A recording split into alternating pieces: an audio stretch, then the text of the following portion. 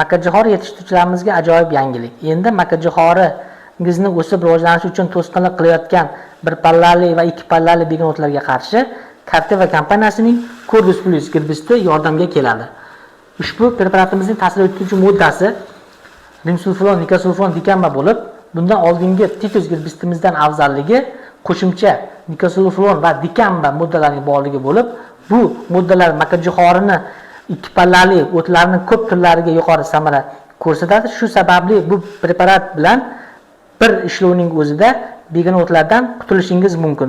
Qolaversa, girbisitda tarkibidagi faol moddalar mavjudligi makkajo'xoringizga aks ta'sir etmay, rivojlanishini yaxshilaydi. Girbisitlarni qo'llash vaqtlarini, usullarini va me'yorlarini bo'yicha aniq bilimga ega bo'lishingiz zarur. Shu boisdan keyingi chiqishlarimizda to'liq yoritib boramiz. Kerakli ma'lumotlarni ko'rsatilgan quyidagi raqamlardan olishingiz mumkin.